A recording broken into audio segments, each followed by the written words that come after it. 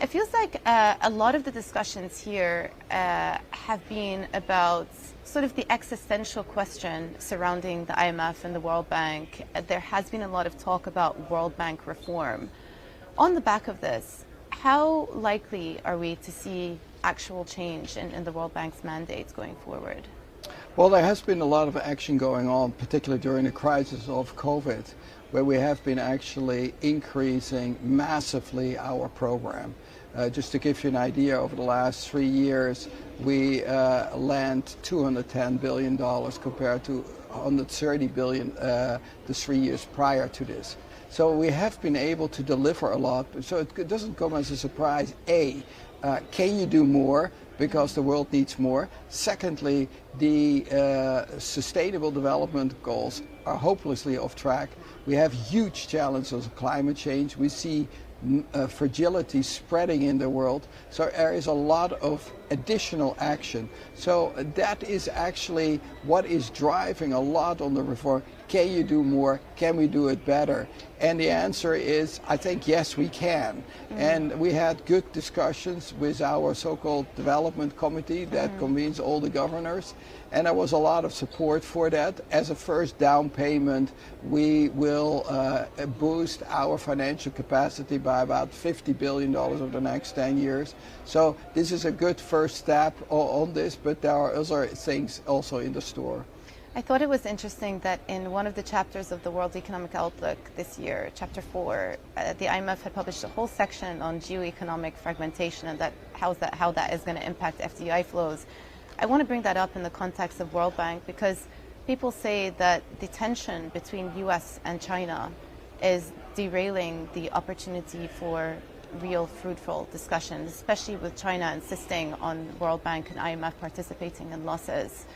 How is that translating? How is that complicating things? So we cannot deny that there are tensions in this world. So the art of a World Bank is to bring the parties together. And there are two good examples that despite all the tensions we have been successful. One is the fund for our poorest countries, the so-called IDA. We actually concluded with all the countries participating a replenishment of $93 billion 1.5 years ago. Last year, as a result of G20 requests to learn the lessons of COVID and be better prepared for the next crisis, we established a pandemic fund with the support, again, of the international community. I think what we as an organization have to do is to persistently build bridges and see how we can work on common challenges. And I think that is difficult when there are these tensions, but it's not impossible. There's been a rise of what's called bilateral lending, so the likes of China lending directly to countries who ask for it, Saudi Arabia also looking to go down the same routes, and oftentimes it's at higher interest rates than that would be offered by the World Bank. Do you see this and think that some of your efforts are being cannibalized by other countries who are just going at it alone? Well, in the development finance space, we should not be surprised. There are multilateral financial channels like the World Bank, but there have always been bilateral as well. China is in that sense no exception, as well as private capitals, as well as for example, Euro bonds. They have been used. What is the key question is that when countries are contracting these debts, is this well embedded in a debt sustainability analysis, and can they serve this over time? And what we have been seeing is that quite a few countries have been challenged because the debt strategies were not consistent with their macroeconomic policies. Yeah, well, we are in a rising interest rate environment. That has been the theme the last couple of years, high inflation. Central banks around the world have been tightening interest rate, but what has happened is, and that came out of the IMF this week, about 60% of poor nations are already or close to being in debt distress. So there needs to be a plan to help them cut or deal with the amount of debt that is hanging over their frameworks. Where does the World Bank help? Well, the World Bank has always been a big champion on debt, be it on debt transparency, but also on good debt management. The World Bank has, particularly for the low-income countries, has a system in place of what we say is ex-ante debt relief. What does that mean? If a country is facing an increasingly difficult debt situation, we tend to ease the terms of it. Now, for the poorest countries, we give them already always highly concessional resources, but what we are willing to do is when that situation goes wrong, we provide grants. So, for example, in the context of the common framework, that is a G20 initiative to work out debt restructuring, we provide countries like Chad that benefited 100% of grants. Zambia is another case that is waiting for debt relief.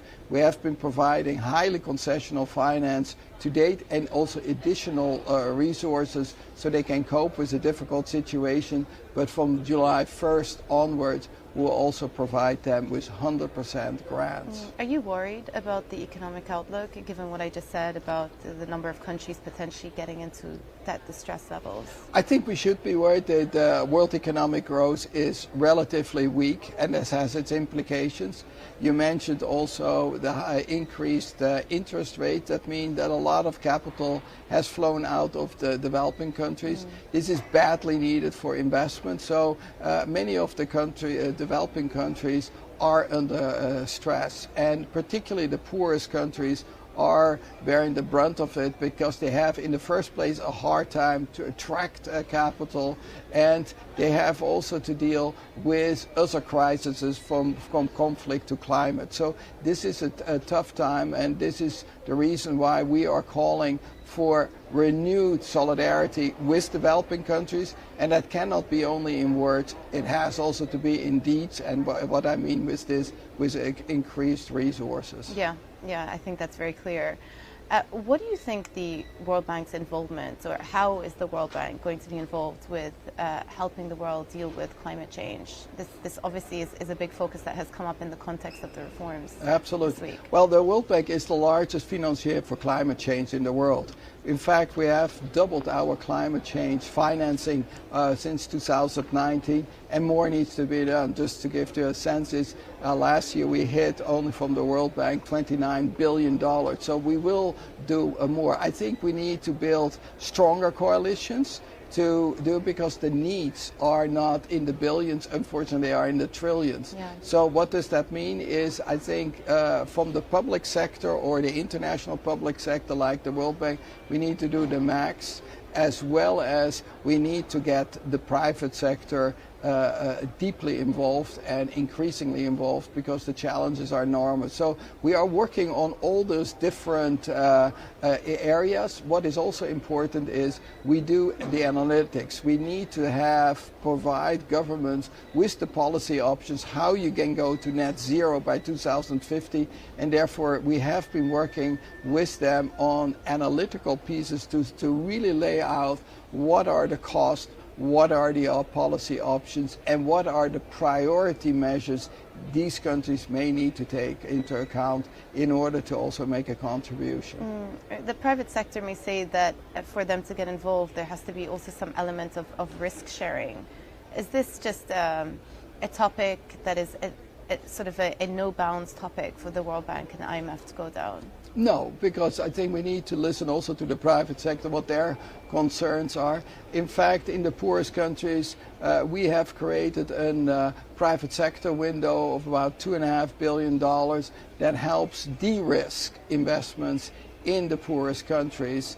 I think we need to think about all sorts of forms, how we can better cooperate and how we can complement each other, so that indeed the private sector comes with the necessary investments.